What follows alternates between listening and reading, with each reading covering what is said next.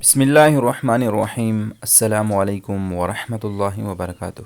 معزز سامعین، جمعہ کا مبارک دن جس کے بارے میں حضور اکرم صلی اللہ علیہ وسلم نے فرمایا کہ جمعے کے دن ایک گھڑی ایسی ہوتی ہیں جو مسلمان اس گھڑی میں اللہ تعالیٰ سے بھلائی کا سوال کرے گا تو اللہ تعالیٰ اس کو قبول کرتا ہے، اور آپ نے اپنے ہاتھ سے اشارہ کیا کہ یہ وقت بہت قلیل ہوتا ہے۔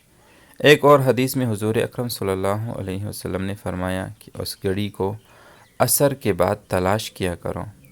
ایک اور حدیث میں حضور اکرم صلی اللہ علیہ وسلم نے ارشاد فرمایا کہ اس گھڑی کو جمعہ کے دن عصر سے غروب آفتاب تک تلاش کرو۔ آج کے دن جو آپ کو یہ عمل بتائے گی وہ بہت کارآمد اور آزمودہ ہیں۔ جمعہ والے دن یہ کام آپ اپنی زندگی میں شامل کر لیں۔ وہ جمعے کے دن اچھی طرح غسل کیا کریں۔ اس کے علاوہ کم از کم 100 مرتبہ جمعہ کے دن درود پاک نبی پاک صلی اللہ علیہ وسلم پر بھیجا کریں۔ اس کے علاوہ آپ نے سورہ کہف کی تلاوت کو بھی اپنی زندگی کا معمول بنانا ہے۔ آج جو سب سے بڑا مسئلہ ہے وہ اولاد کا نہ ہونا ہے۔ جو وظیفہ ہم آپ کو بتائیں گے وہ جمعے کے دن کرنا ہے۔ اس کے بعد جو بھی دعا مانگیں گی وہ قبول ہوگی۔ خاص طور پر جو گھڑیاں بتا رہی ہیں وہ قبولیت کا وقت ہے۔ آپ اس طریقے سے دعا مانگیں جو آپ کو بتایا جا رہا ہے، انشاءاللہ آپ کی دعا ضرور قبول ہوگی۔ اور جو تمام بے اولاد افراد ہیں، جب وہ اولاد کے حصول کے لیے اس طریقے سے دعا مانگیں گے تو انشاءاللہ اللہ تعالیٰ ان کو اولاد کی نعمت سے نوازیں گے۔ اب آپ کو عمل کے بارے میں بتاتے ہیں کہ جمعے کے دن آخری وقت یعنی عصر اور مغرب کی نماز سے پہلے آپ نے آیت الکرسی مسلسل پڑھنی ہے۔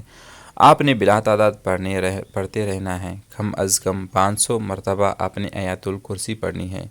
آپ مسلسل پڑھتے جائیں۔ گنتی نہیں کر پا رہے تو کوئی بات نہیں ہے، لیکن اس میں تعداد کی کوئی حد نہیں ہے۔ اگر گنتی کرنا چاہتے ہیں تو 500 مرتبہ کر لیں، یہ آپ کے لیے آسانی رہے گی۔ اور مغرب کی اذان سے پہلے کوئی ایک خاص دعا جو آپ نے پہلے سے سوچ رکھی ہیں، جیسے کہ اولاد کے لیے یا اس کے علاوہ کوئی اور خواہش جو بھی ہو، کوئی مسئلہ ہے، اس کے لیے دعا کریں۔ مغرب کی نماز سے پہلے دعا کرنی ہے۔ آپ جو بھی دعا مانگیں گے انشاءاللہ وہ ضرور قبول ہوگی۔